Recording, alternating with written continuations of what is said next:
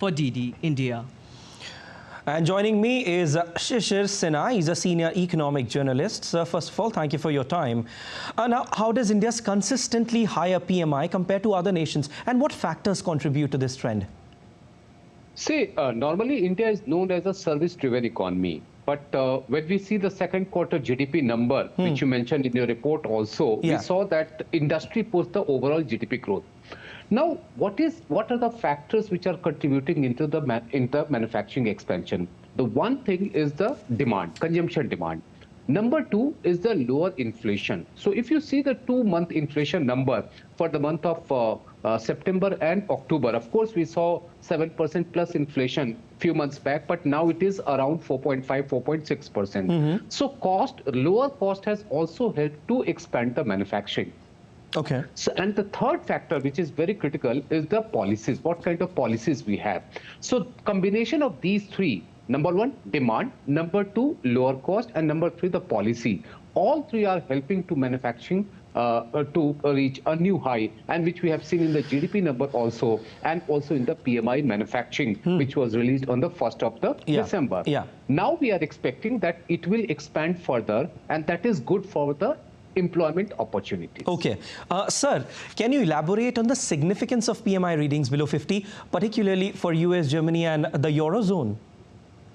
When we talk about PMI less than 50, that means there is a contraction in those economies. And when we are talking about contraction, if you can remember a few months back, we were talking about the mild recession in US and some kind of recession in European economies. Correct. So that is being reflected in the PMI. That means the manufacturing is not expanding there because of the lower demand. And that lower demand is also affecting our IT sector expansion, IT sector expenditure, because IT companies rely more on US and the Europe. Since there the manufacturing is not expanding, they are not placing the order for Indian IT services. And that is affecting Indian IT companies. All right. In your analysis, what role does the global economic scenario play in shaping individual countries' PMI outcomes? The most important thing is the global trade. I mean, at this moment, we are saying that the global trade is not growing at the pace which we were expecting. But at the same time, we also have to think about what kind of domestic demand we have.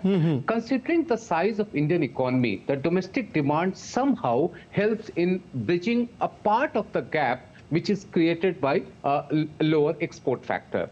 So in many of the economies where the domestic demand is low and they have more reliance on the export thing, they are getting affected at a larger, at a bigger space.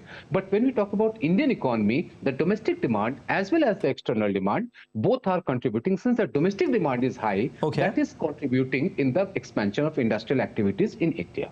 All right, and very quickly, last question. What strategies might countries adopt to improve their PMI readings and stimulate economic growth in light of these numbers? The only thing is that what kind of inflation we are going to have in those economies. Since we are seeing high inflation in US and some sort of inflation in UK as well and in the European nation. So once the inflation is down, then we will see more and more consumption. And when the consumption will grow, that will certainly help the industry to grow, and that will be reflected in the PMI. All right, with this, thank you so much, sir, for joining in. Thank you. And still to come on DD India News Hour.